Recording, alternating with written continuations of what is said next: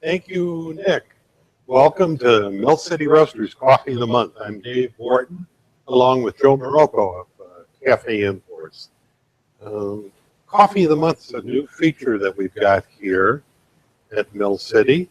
What we're doing is every month we're going to be featuring a good quality green and then bringing in Joe for his professional expertise and knowledge to help us put the best shine on that bean.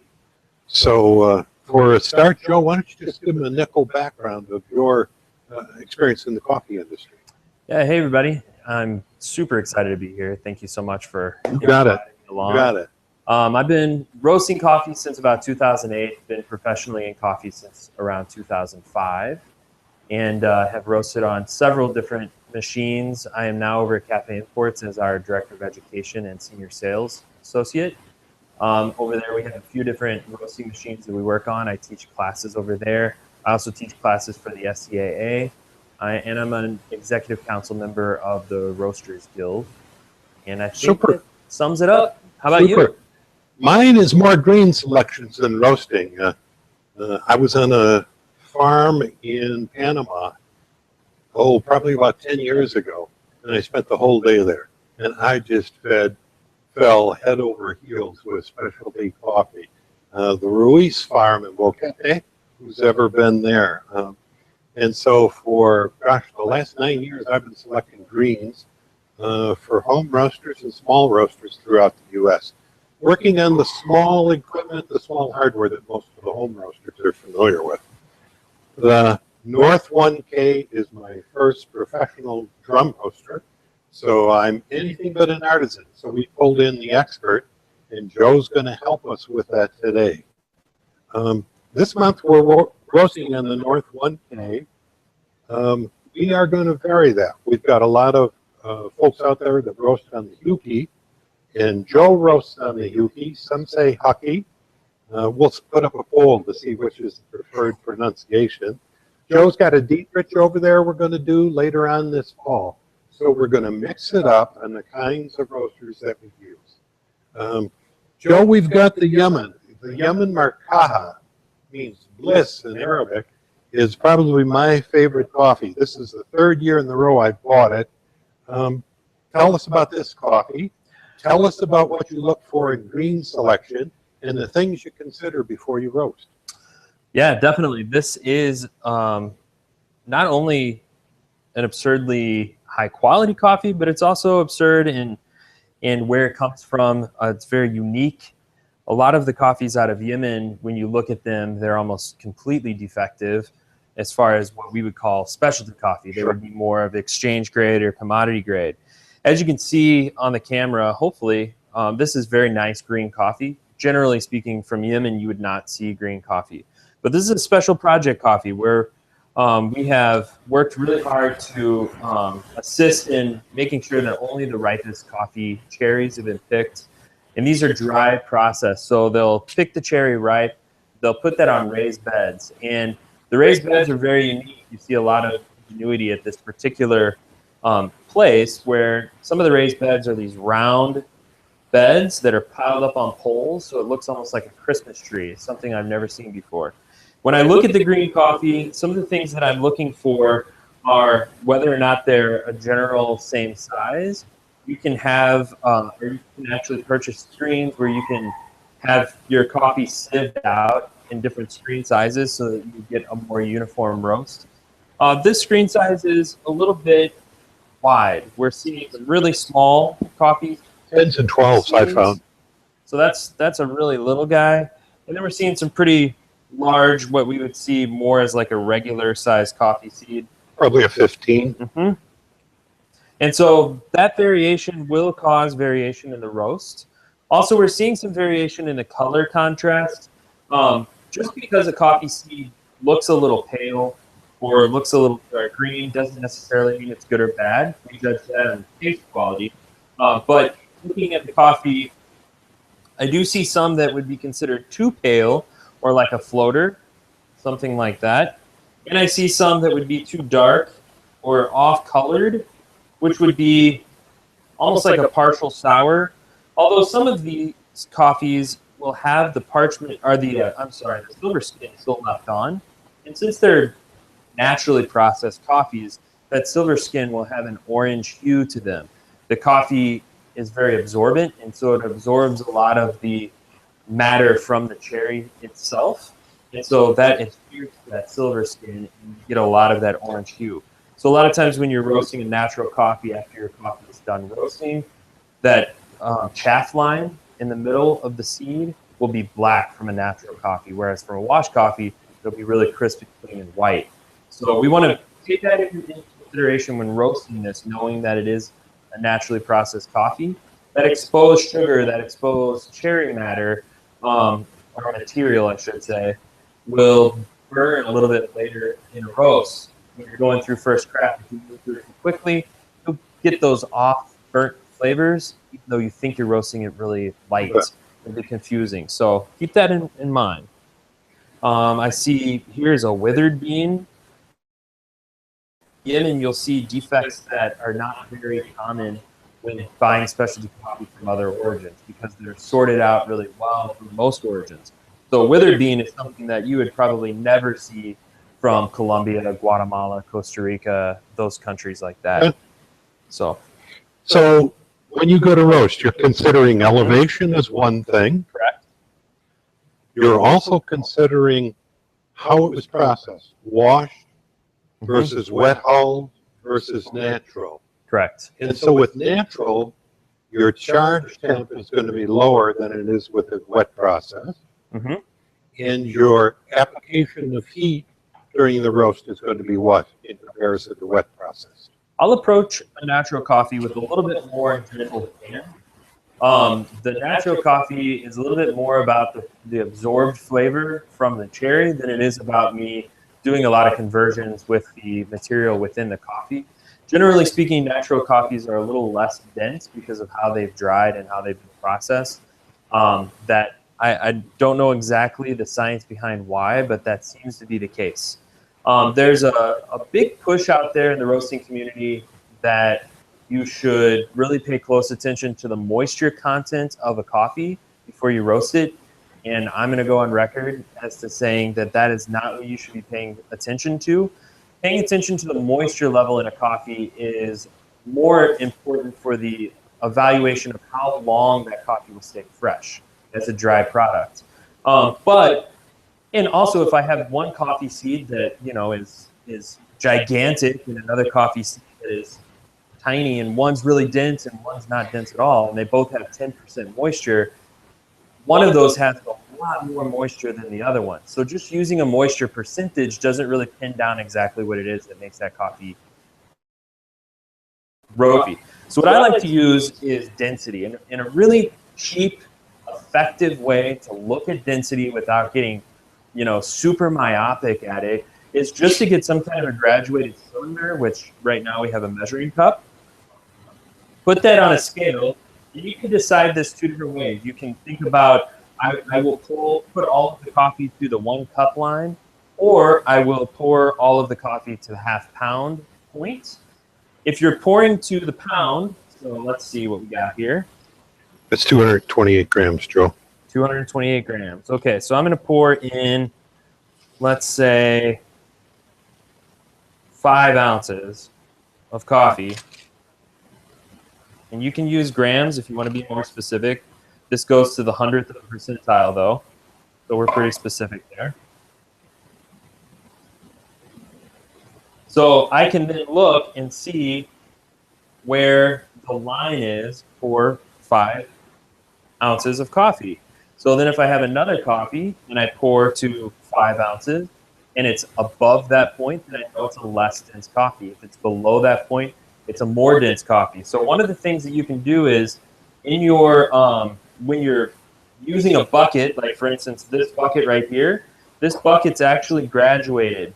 So when weighing out a certain amount of coffee for your roast every time, you can have a line that's like a general guide, and you can see a snapshot as to whether or not you're working with a more dense coffee or a less dense coffee. A less dense coffee, you're going to need less heat in the beginning. You're going to need a little bit more airflow. Whereas a high dense coffee, you're going to need more heat but you're going to need more time for that coffee to absorb in that heat. So you're going to want to leave your airflow off a little longer. You're not going to want to charge it quite as hot once you drop it in, and things like that. Joe, if my mark for standard was right here, a less dense coffee is going to be up here. Or maybe slightly above that. Usually you don't see A more dense coffee, a denser coffee, say a Yemen, will be down here. That's right. So a Brazil would be up here, a Yemen would be down here, a Guat would be in here. But you can start to get a feel for density just by seeing how high the volume raises or lowers. Exactly. Okay. So obviously if you're roasting decaf, very low density. Even if you are roasting a kilo of decaf in a 1 kilo drum, your volume capacity of that drum is probably overfilled. So that's another thing to keep in mind. Another free tip. Okay, we talked about, we look at the altitude or the density, the elevation or the density. We take a look at the type of processing. Third consideration I always like to have is what size charge am I roasting? Exactly. If I'm roasting a kilo, I want to have a higher charge temp.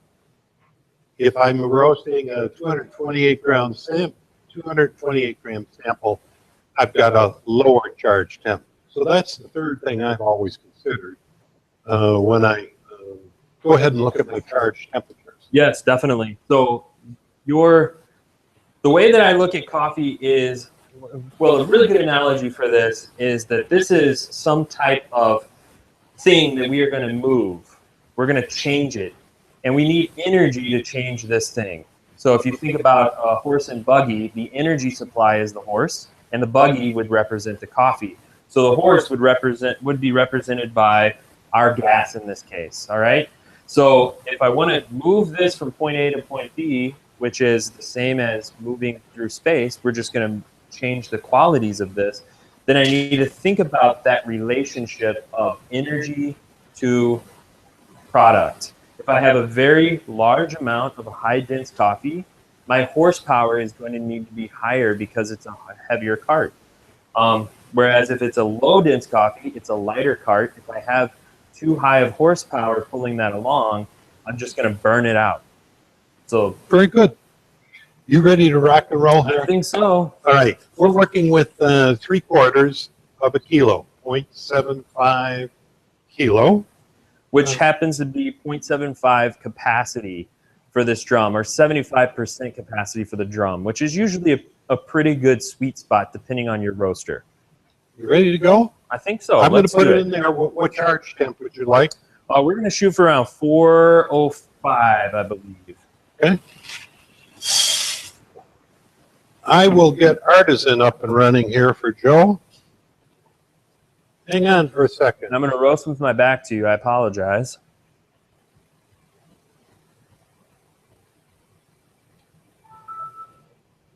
And when you hit start, your icons will appear and you can go charge. Okay. Joe uses Cropster at the office. We use Artisan here. We like the price point of Artisan. Oh. Discard the old thing? Yes.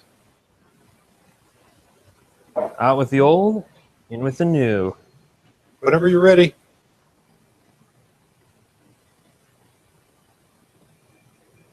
All right. We're going to, let me get this just a touch warmer here. So we're right on pace. And we're right at 402, 403. Joe wants to drop it at 405. We'll be working in Fahrenheit throughout this. And when heating your drum up to the temperature that you want for a drop, it's also important to just jump up to that temperature because you want to give it a moment at that temperature to make sure that you're really getting a good reading. You're there, my friend. Yes. So as that cascades back down through 405, that is where we will drop. I'll cheat. Okay.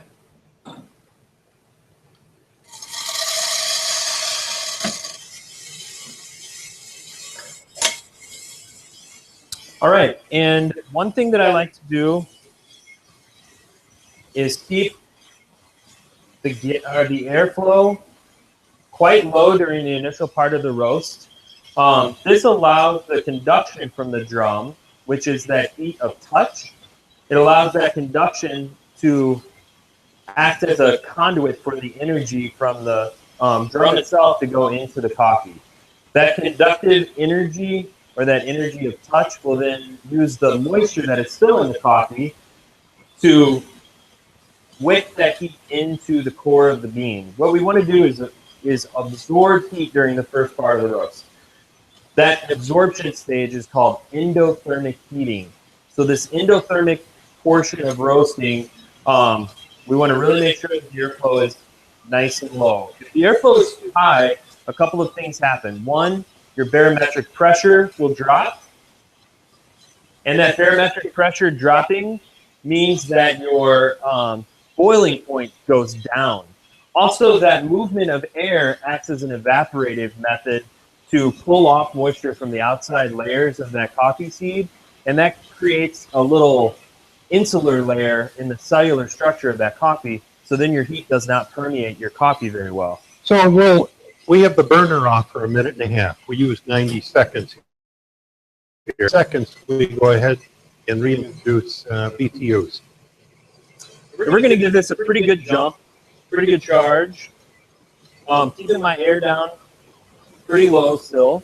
And the way that this particular drum operates, instead of the in-flue damper for air, what we have is a fan control here. So if you see me fiddling around with this, that's my fan control.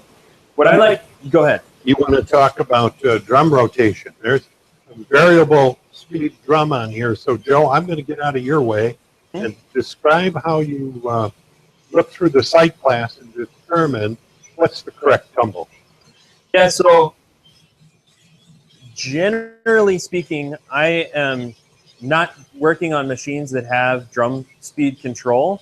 That's a pretty unique feature on a machine like this. If I'm using more of that conductive energy, then that means that I can have a little bit more contact with the drum. The beans will take the heat from the drum, and then they will apply them to the beans around them, and they continue in that fashion. So earlier in the roast, if you have a slower drum speed where your beans are kind of rolling in contact with each other, then it can help facilitate that kind of heating. Whereas later in the roast, when you want to have more convective heating, more airflow coming through, you need to have the moisture gone so that caramelization and the Maillard reaction can take place.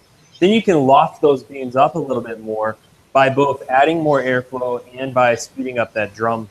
However, with this particular roast, since a lot of us are not roasting with drums that have variable drum speed, we're going to go ahead and use one drum speed throughout the process. And what should that angle be of descent when you look into your sight class? Yeah, I really like to see the beans settle a little bit, and then I like to see the beans being tossed about at the same time. So when I'm looking at about a 50-50 mix of beans that are in the air and beans that are also kind of settled and moving on top of each other. Very good. Okay. And so what are you looking for? As you go through this roast, you've got bean mass temp charted. You've got exhaust temp charted. That's right. You've got rate of rise charted. And you've got incoming air charted. Correct. How do you use each of those? So the most important thing that you can use when roasting is going to be your nose. Your nose and your eyes would be secondary to that, most likely, but your ears also come into play. I do know of a couple of roasters who don't have eyes that they can use for roasting, and so their nose and their ears really play a vital role in how they roast. And I'll walk you through that too. When talking about how the coffee is taking on heat, right now I'm going to transition a little bit. I've opened up the airflow a little bit more, pulling a little bit more air in, anticipating the yellow, and now we're almost to yellow. I always want to make my moves on a roast anticipatory and not responsively. So the more that you roast, the more you can anticipate when those changes are coming. Have we hit yellow? We have hit yellow. We are at yellow now. You can mark it right there if you want to. Right click.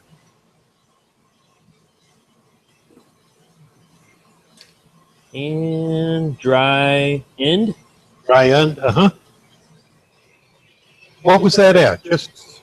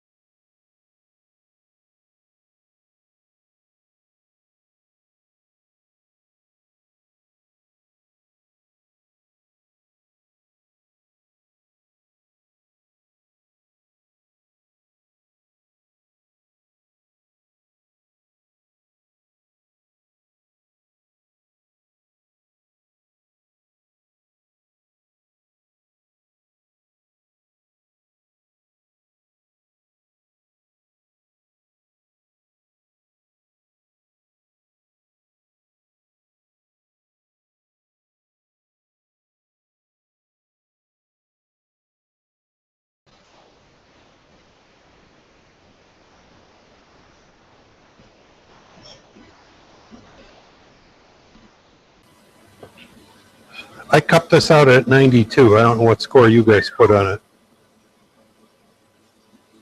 Offhand, I want to say it was like 88, but I have a very strong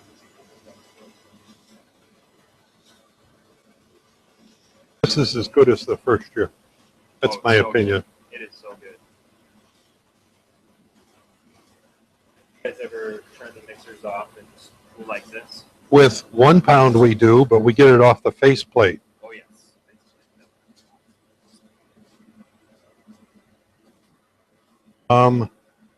It's 1 kilo I use the arms, Joe. And I think that's one thing we want to talk about at the cupping score is you don't have to be uniform. People get nuts about as if there's a pure objective 88. There is no such thing. Yeah. You look at any jury, and how many times have I seen you and Tony disagree and you're both good cuppers? Yep. It's subjective. That's right. What are we doing to get live again? Anybody know? Yeah, the only way that we can be objective is by being very educated in our subjectivity and putting that together in a collective pool and hoping for the best. There's my water.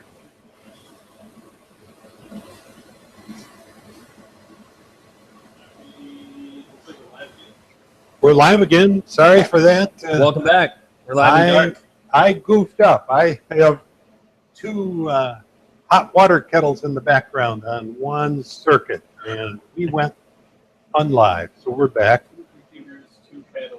We overloaded this circuit a little bit, so we're back doing this. Joe, I think we're cool, and Yep. we can turn that off. I wish you guys could have seen it. It was awesome. No, we're going to do another roast for you. Hang in there. We'll be right back up. Joe, what time did you get first crack at? Let's see here. First crack. I believe it was right at 8 minutes, And but I what did you- not mark it. What was your time, Joe? When did you drop it? We dropped at 4:08, and I'm trying to read the time here. It was something. It was right at under 10 minutes. So we had about a just less of 2-minute development time. But we'll do a little bit better job tracking on this one. The other thing we're going to do, in about 15 minutes, we're going to go ahead and cup these. Now, I roasted last Wednesday, and I dropped mine at 150 after first crack, 2 minutes after first crack, and 210 after first crack. And we're going to cup all 3 of those and go after it and see which one would be good going forward for our 3/4. So if you're ready, I will empty this while you take the roast. Sounds great. We're going to get our drum back up to temp here. Nick, we good?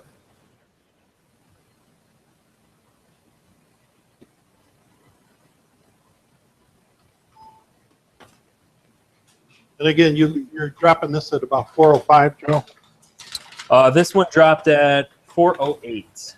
No, right. Oh, yeah, In yeah. terms of Yes, charging. yes, correct. And I may need some help resetting this. I'll get that. You get this. All right. You've bagged coffee before? Oh, yeah.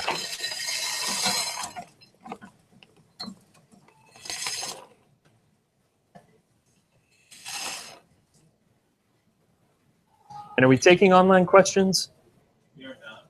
Not right now. Okay. If you have questions as we go, you can feel free to write those down and send them to us. And maybe between now and our next session, we can get some answers out to you. Be glad to take them. Joe at cafeimports.com or Dave at millcityroasters.com. Any questions you've got between now and the end of July when we take our next coffee of the month, feel free to send in your questions and I'll softball them to Joe. And Joe will give us his brilliance, his lucidity, and his, what else? Oh, just extraordinary humor. All right, good. Okay, here's that fresh roasted coffee. And we are about there. Would it be possible to have somebody do inputs on this? I can do it. Would that be awesome? Okay, that would be very helpful for me since I'm not used to that system. And then You I let can me know be when you want to charge you it, my guys. friend. Okay. We're going to put it up there and get it ready. Why don't you work up that side?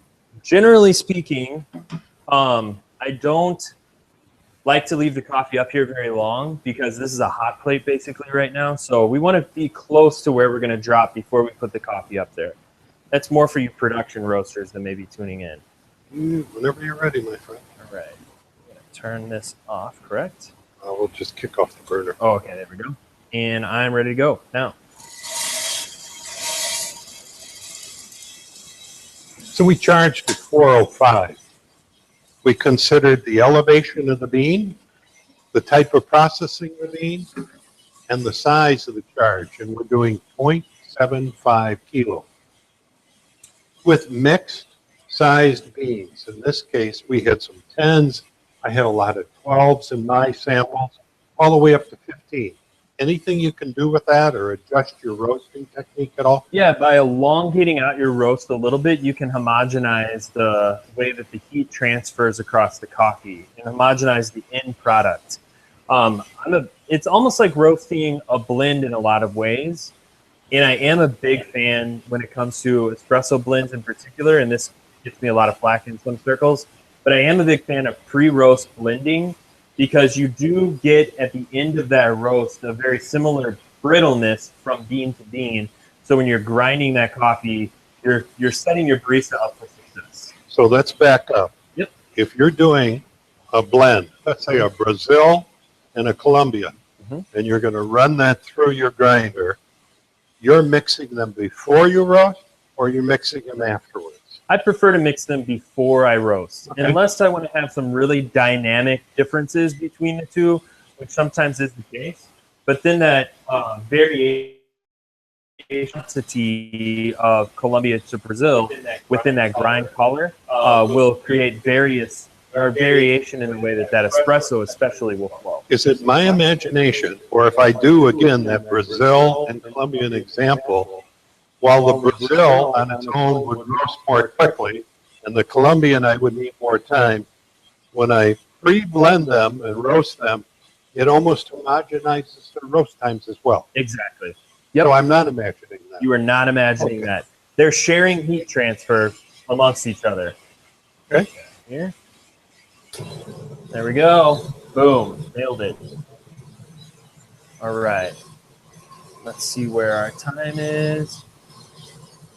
Great. So we went a little long-winded there, and we typically use 90 seconds with the burner off. This one ran about 2 minutes. So Joel will probably have to play catch-up with the heat.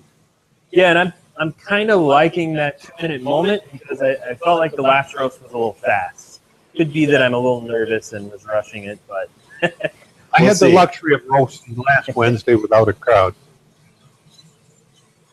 Okay, and I've got that airflow nice and low still. And I am, even though the coffee is still green, I am going to start paying attention to how that coffee smells. And what I really like to do is convey to you what it is that I'm sensing with the coffee so that you can kind of be there with me in that sensorial evaluation of the roast. So right now the coffee is still very green. And when I smell it, it smells very green. It smells like fresh cut grass. That chlorophyll is still present. When I cut grass, I'm releasing those chlorophyll molecules. And we're basically doing the same thing here, but only with heat. The heat is cutting it instead of a knife or a blade. Grass rise on your lawn, though. What does it start smelling like? Well, it starts smelling like hay. And that's because we're getting down to the cellulose structure of that grass, and all of the carbohydrates and everything else that is in that grass is just getting dried out. So as we approach yellow, we're going to have the same olfactory experience with the green coffee. We're going to get down to the cellulose and the carbohydrates, and we're going to start breaking those down. And that's where we start getting differentiation from other plant matter. So we are nearing yellow. What time we got? You're at 4 1/4. Right, cool. We're at 4:15 in the roast. And this yellow will probably come a little bit late since we didn't charge the roast until a little bit late.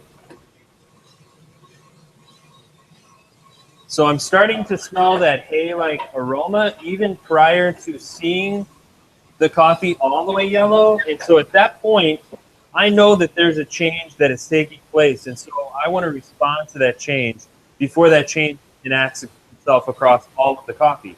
So I'm going to open up that air and start pulling off the moisture now, because I know that the coffee has absorbed the heat that it needs during this endothermic stage. So for background information, before Joe was using 1/4 of the draft or the fan capacity, and right now it's at 40% of its capacity. And now the coffee is yellow. You got good audio, Nick? Want me to mark it? Yeah, mark it. You're at 520. Perfect. We had yellow at 520. And now it smells very much like hay, and there's starting to be some other aromas happening in the coffee. A lot of times with the natural coffee, and I don't know why, but almost every natural coffee I roast smells exactly like popping open a bag of Pepperidge Farms cheese fish crackers at this moment during the roast. It's categorically across the board I smell that. So look for that aroma. Or popcorn. I often get popcorn with natural. Or like a cheddar popcorn. I don't know what the compound is, but there's something about it that has that aroma. Want to smell? And this one is particularly sweet. I don't know if you can smell that. Told you I have that clever humor. Okay, so now we're going to come down in our gas. Why are you dropping the gas? We have lost, in that drying process, we go down from about 10.5% moisture down to about 1.5% moisture. So that's a big loss right there. So we're moving a product now that weighs less, or that has less density, should we say. And so since we're moving less now, we don't need the same amount of energy. It's almost like if you're driving down the highway with your foot on the gas and you start throwing out heavy boxes off the back of your car, that same amount of gas is going to move your car much more quickly. So we want to start backing off of the gas as we're losing more and more from the coffee. We're going to drop down to probably about 14 to 15% loss over the course of this roast. In weight. In weight. Yep. And it seems to me, Joe, I'm looking at the chart. You were at about 7 minutes. You began to back off on the gas. My guess is your crack. Yep. Yeah, I am anticipating first crack, and I'll have another adjustment here before first crack. Generally speaking, I would have adjusted off of that a little bit earlier, but since we were late to charge, I was late to make that adjustment. So you can catch up on roast. A little bit, yep. And I am going to back down. I'm going to open up my airflow a little bit more, because we're getting really close to first, and I'm going to bring my gas down again to about 2.5. Joe's anticipating first crack and has opened his air to 60% of capacity and backed the gas down to 50% of what it was when he first began the roast. I heard first. There's first. I'm going to go ahead and crank that air even more. This one is, again, not opening it as far as opening a damper, but it's moving the fan faster. The damper is completely open. There's no damper on this machine. So this means that I'm pulling a good amount of air through. On my Probot or on my Diedrich, I would be at 100% open air prior to first crack. Joe's got it set at 80% of capacity. I don't know if we heard an outlier or if that was first crack period. The very first part of first crack. This particular coffee has got a very muted first, so you've got to be on your toes. Joe, that mutedness, is that because of the small size of the beans? Yeah, so if you think about what first crack is, it's the gas from the conversions of all of those compounds in the coffee being built up and stored in the seed. And so if you think about that in terms of measurement of cc's, if you have one coffee seed that is 1 cc, it's creating gas that's usually about 3 to 5 times its capacity. We've measured that carbon dioxide alone is usually 3 cc's per 1 cc of bean mass. So with all of the other compounds, that means that bean is really being pushed out hard. But if you have a bean that is, let's say, half a cc, like we saw some of these, or even less, then there's less gas that's going to open that bean up, and it'll be a less explosive moment. Any of you that have roasted that same thing used to drive me crazy to try and capture first, and particularly when you have those home roasters where you don't have sense of smell, you don't have the trier to work with. Same struggle. We're getting soft first crack from about 9 minutes on. And when I did this the other day, I got first crack. The duration was 1.5 minutes. Yeah, and we're just we're right at about 2 minutes, and I'm going to be dropping this here real soon. I'm smelling a lot of really nice aromatic compounds coming off the coffee, floral, cherry. I think we can go ahead and drop. Let's do it. Right now. Really short roast. We had first crack at 9 minutes, and Joe dropped at 10:33. So I'm going to give this coffee a good 5-6 days rest. I've found that Yemen's, for me, don't open up until day 5, 6, or 7. So what we've done there is looked at roasting by sight, smell, whatever the bean was telling you, Joe. Yep, that's right. And another thing to keep in mind with the natural, I will normally drop them quite a bit lighter than I will a wash coffee because of that exposed sugar on the outside of the coffee, and because they absorb heat so much more quickly. At a lighter roast temperature, they're going to have flavors that are more akin to a medium roast when it comes to a wash coffee. So another thing to keep in mind too is that you probably heard a couple of first crack pops still happening when I dropped that. That's how I would treat most coffees. However, you also heard a very early first pop that we were talking about. So that first crack was very extended. And that's one of those features of having that various bean size in the drum. So those tiny little beans are going to pop at a different time than your larger beans. And so I'm thinking about this more in terms of a bell curve of when the majority of the coffee is done, as opposed to I'm still hearing first crack, it must not be done. I'm relying on my nose and on my eyes and on my knowledge of the coffee to make sure that the coffee's done. It doesn't sound like the size variance gives you that much heartburn. That much what? Heartburn to roast. In other words, you found a way to work with it. Yep. Rather than saying, well, I can't roast it because it's all not 15s.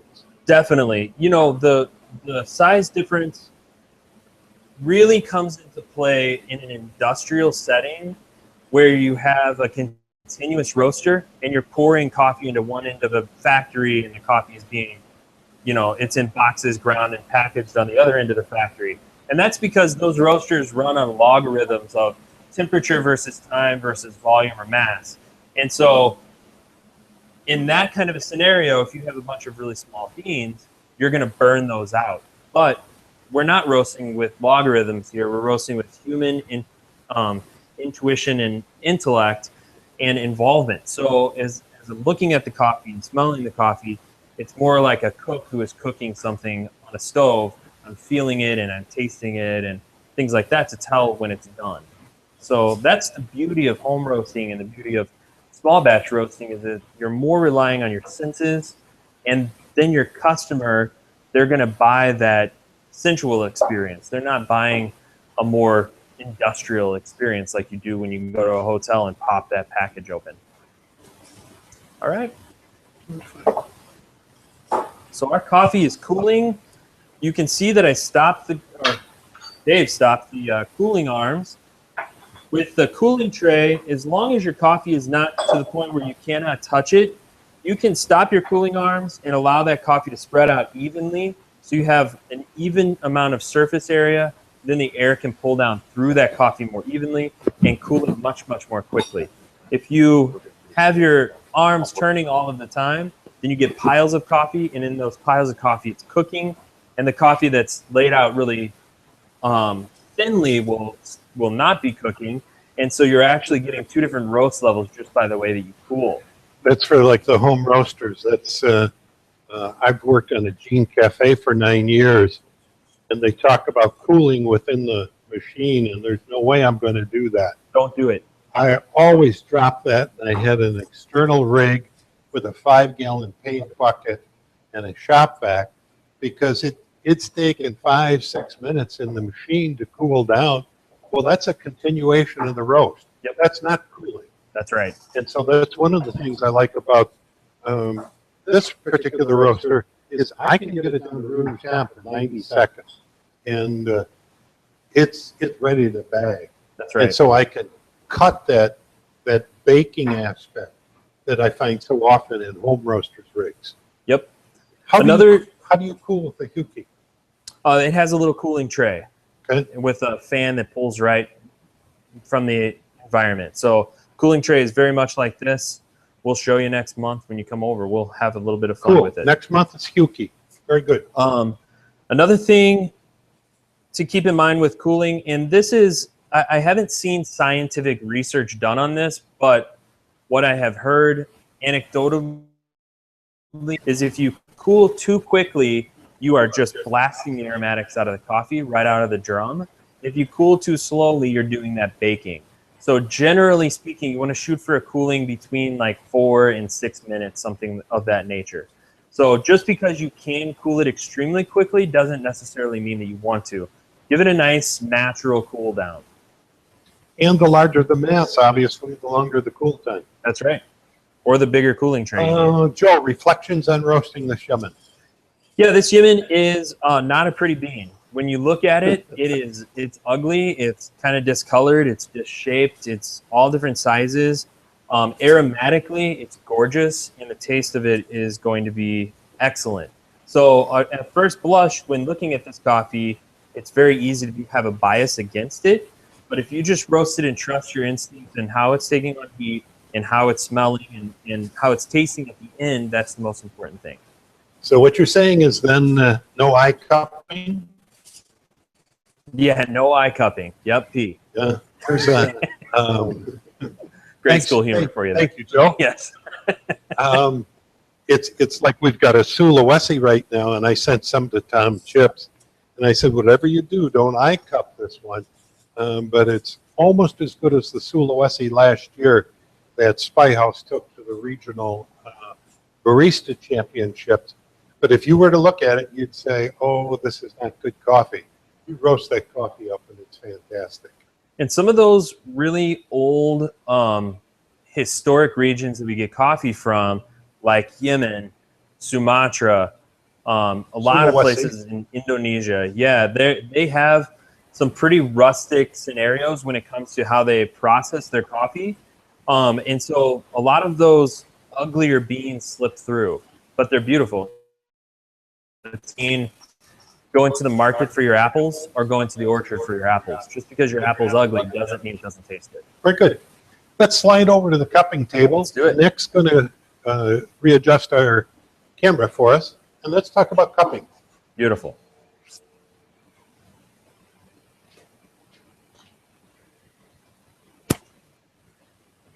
Nick, you got enough light?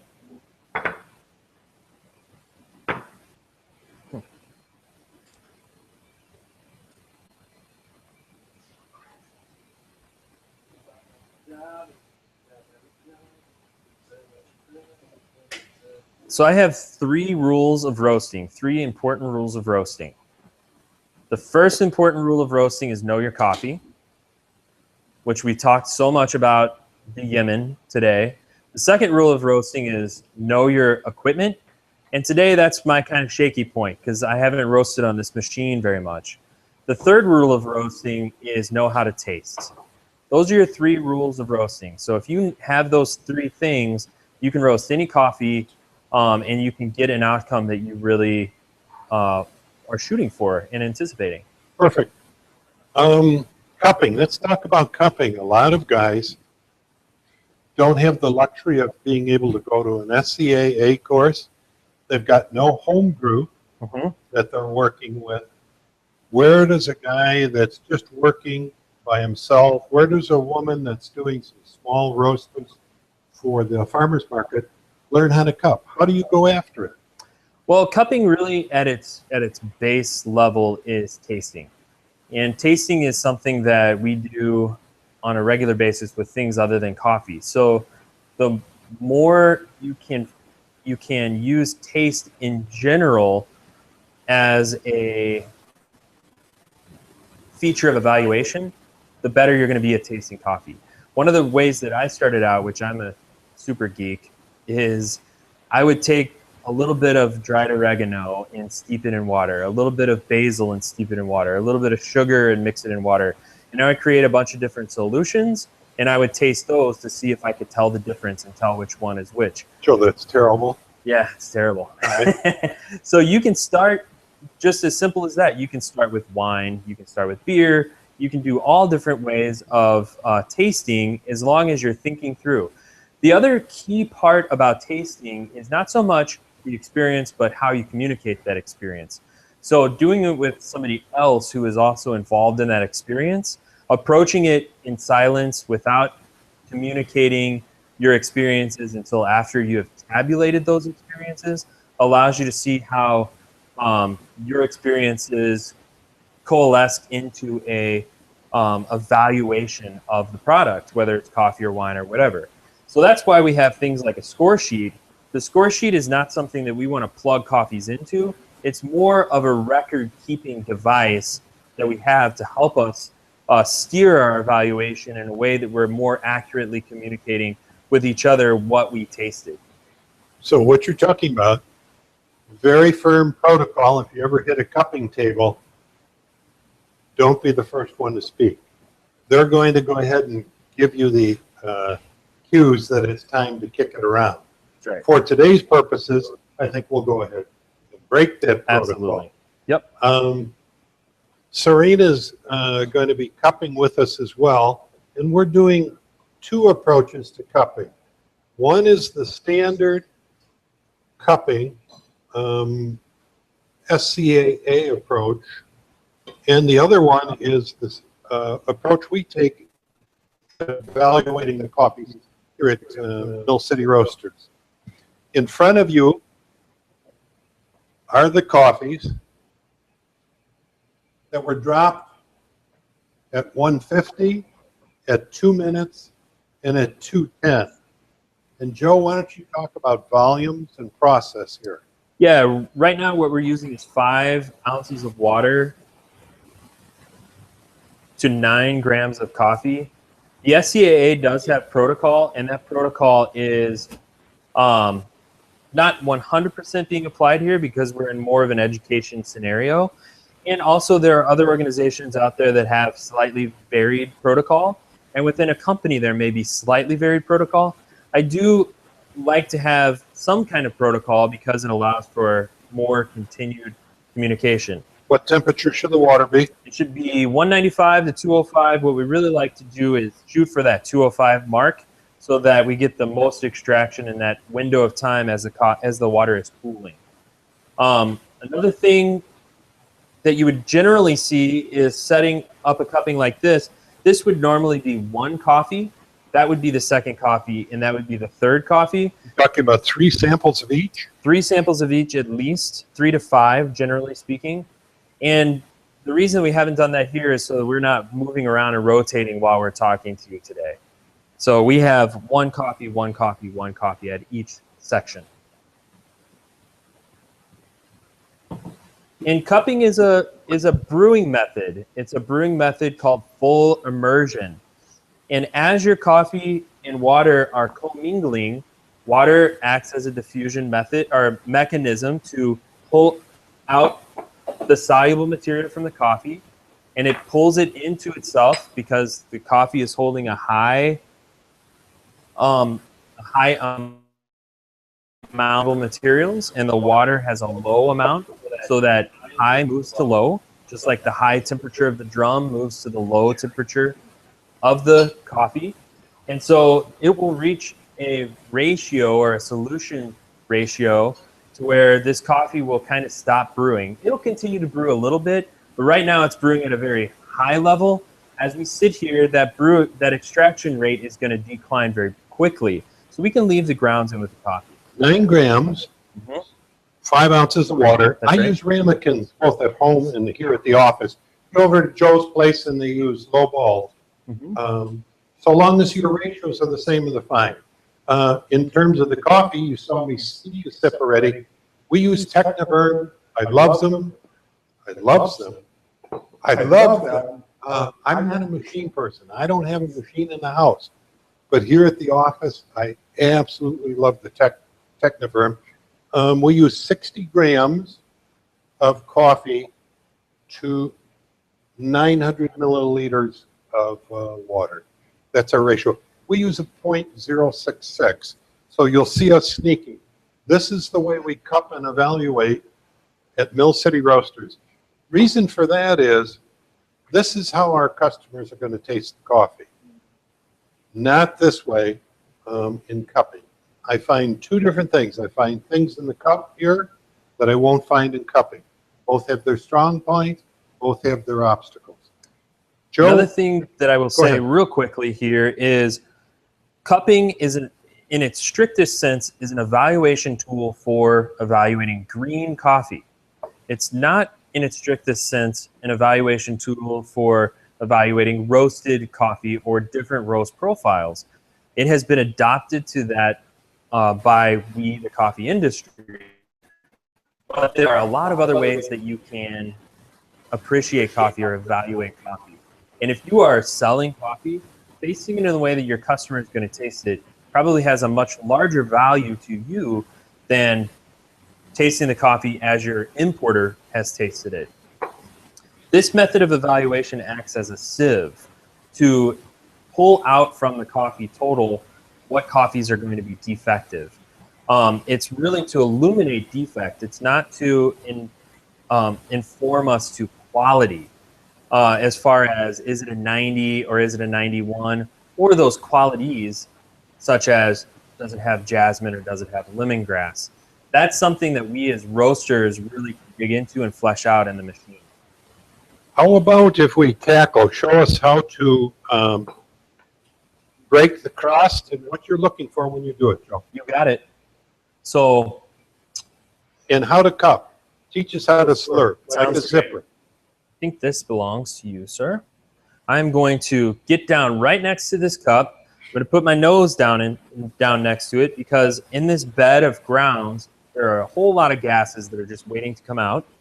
And I'm going to push the coffee, and protocol is 3 pushes, and then smell the back of the spoon like this. 1, 2, 3.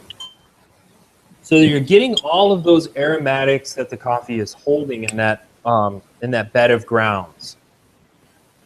Some people say that this is a very aromatic experience. Other people don't get a whole lot from that part of the experience. It's a very small fraction of our overall evaluation of the coffee. So we'll go ahead and do the next one, and then we'll go ahead and do the next one. It is important that you do them in the sequence in which they are extracted.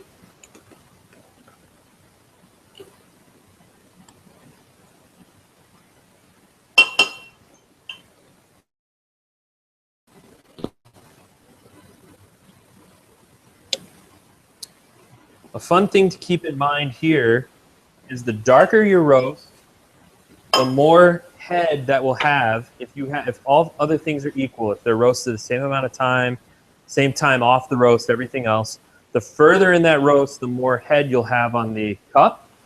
The less it's roasted, the less head you will have, because again, you're further down that chain of reaction, and so more carbon dioxide, more other volatile aromatic compounds have been created in those darker roasts. And that showed out in this.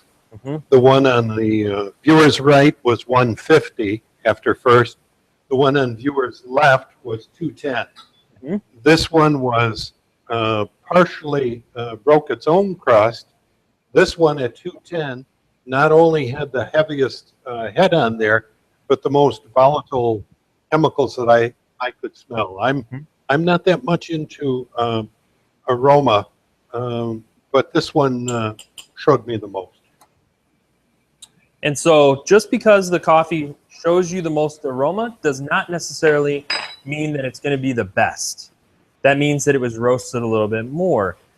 Being the best is a totally different question to be asking. So what we want to do is not evaluate how much aroma is there, but are the aromas there? Are they positive? Are they negative? What are they? What are they indicative of? So when cupping strictly, it's less about abiding by a preference. Oh, wow, that really had a lot of great aroma. It's more about me arriving to conclusions based on the evidence that's present. So now we need to skim these off. I'm going to borrow a spoon.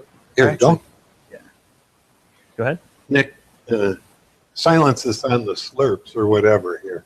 As we start slurping this stuff,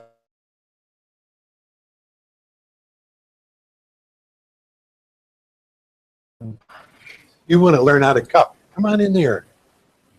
Now she's going to run away. So getting this foam out of our way will allow us to have a clean cup. That foam just is a lot of non-soluble material, and it will just make your tongue sticky and oily and prevent you from really being able to taste the liquid, which in cupping we call the liqueur. If you call it that, though, I'll probably make fun of you. It looks more complicated than it is. You do it a couple times and you'll get it.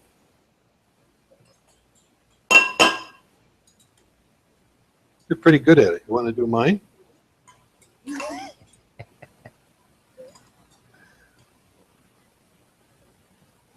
I'll show them the trick real fast on that last one, if you don't mind. So what I like to do is make the spoon, put them in the back of the cup, of the bowl, furthest away from you. Slowly pull them apart, creating a gap between them, only about a third of the way into the cup. Then they come back together, then tuck one under the other, and lift the foam out and put it into your cup. Super simple. That's why we brought him here. Just that, yeah. You doing okay over here? All right. All right. So should we start tasting this? Yeah, how do you do it though, Joe? So I like to have a little spit cup because we usually cup a lot of different coffees, and that's just the method that I'm used to. And I'm not a spitter. You don't have to spit. If you want the whole finish and everything, that's totally fine. One of the other keys to the spit cup, notice Dave is wearing an apron. I am not. And there's always a little drop hanging from the bottom of your spoon, and that will get on your shirt. That's another freebie. So I slurp the spoon loudly like this. You get that upper lip over the top of the spoon rather than at the edge. That's right. It's almost like a like this. Prior to getting the spoon to your mouth, then get the spoon to your mouth, and it will spray into your mouth. The other thing, and it's just a protocol issue, if you're cupping with others, you want to do your spoon away from the bowl that others will go to so that you're not dribbling and spitting over there.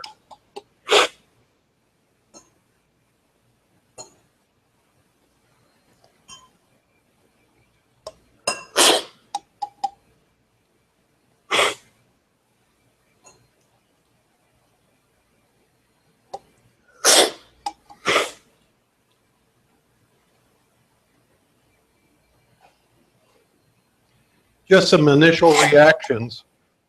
The longest roast has the diminished fruits. The cherries are vibrant in this one for me. I get bananas in this one. There's a streak of bananas. And this is much more like a tropical medley. And that goes right down the line in the terms of the lengths of the roast. What do you find, Joe? So I'm going to start with this one. That one definitely has the punchy acidity. A little hint of dryness in the finish that I'm not super keen on. But crisp apple, pineapple, agave sweetness, like a really clean sweetness. So we could suggest that was the roaster defect as in the operator. It could be. It could also be that variation of coffee. Sometimes you may see a red cherry and pick that cherry. If it's not floated off in processing, then you might get a little under ripe seed, even in a more ripe cherry. And so that underripe seed can also add a little bit of astringency. You can roast that out of the coffee, though, I have found. So it could be a little bit of both. Whereas this one, let's move on. Softer cup. Mm-hmm. It opens up a lot. There is a lot more variation in the flavor. The sweetness in the second cup is more akin to sugar that you would get in wine. There's mango, Banana. strawberry, banana, pina colada kind of flavors, really intense. And for those of you that are interested in that particular roast, I hit first crack at 9:46. It was a gentle roast all the way on 1 pound. I hit first at 9:46, and I dropped that at 11:46. That's a 2-minute post first crack. And then on this next one, it definitely narrows back down in its flavor profile. It's a little bit of a toasted nut is coming through the cup now. It does have a lot of those other characteristics that we've spoken about, but some more dull flavors. I even get a very small hint of popcorny kind of flavor. Not a very, I would not, if I were to cup this coffee based on that roast, I would probably score it quite a bit lower than based on the roast prior to it. And that's another thing, that's another glitch in our evaluation of coffee. If we off-roast it just a little bit, we may not fully get to see what that coffee has to offer. One of the challenges as a green coffee buyer is I get one sample.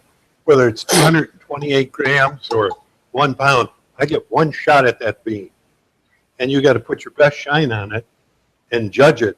Here I've got the luxury of 3 different lengths, and I've stacked my cup so I own relative value of which of them is bringing out the best in the coffee.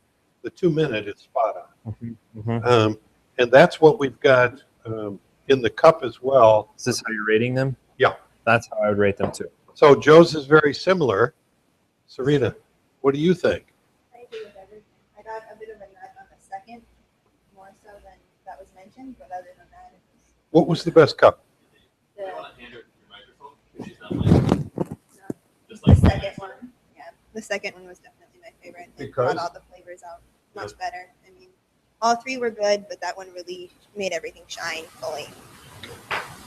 And in terms of the brewed coffee, again, we're using the coffee that was dropped at 2 minutes post first crack. I get so much more information Everything. to convey.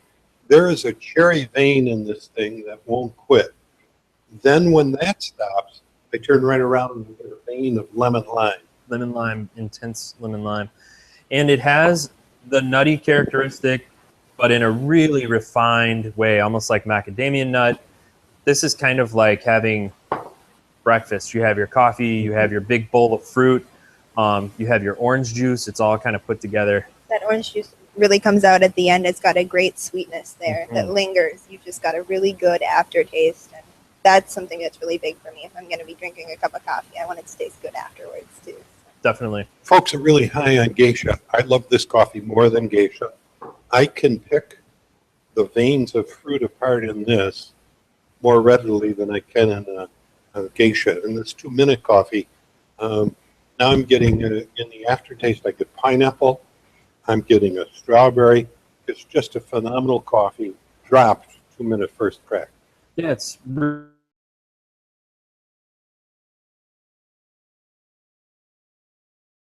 something that is novel. Geishas are really delicious, but there can be that novel piece to a geisha. And I love some geishas, don't get me wrong. But when they just have that one extremely potent note of flower, and that's all that that geisha has, and there's no underpinning of sweetness and acidity and juiciness or diversity in what kind of floral arrangement that coffee has, it becomes just like that one-hit wonder, and they fade so fast. So let's go ahead and wrap it up. We've got a Yemen coffee for you, Red Yemen, Yemen Marqaha. It's still available on the website. Joe took us through the roaster and roasted in phases. We talked about coffee of the month. Every month, we'll be running a new coffee.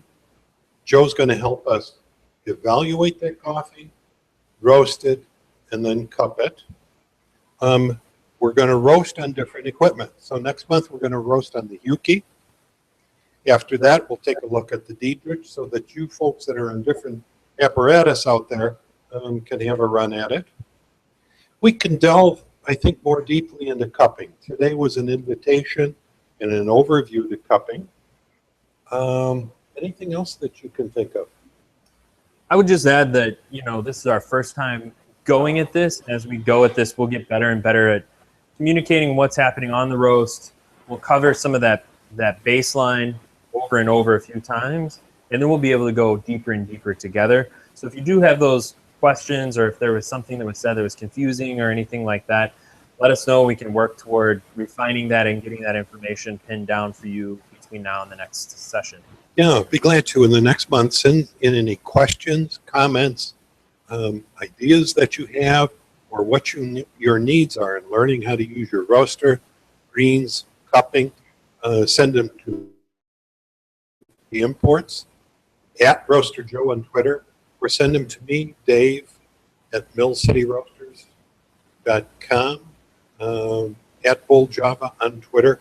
Serena, thank you for all your background help. Thank you so much. Super job on the coffees. Nick, for your production work in getting us there. And brother Steve Green, the man behind the scene here at millcityroasters.com. Thanks very much for taking the time. Look forward to hearing from you and see you again next month. Thanks Take all. care.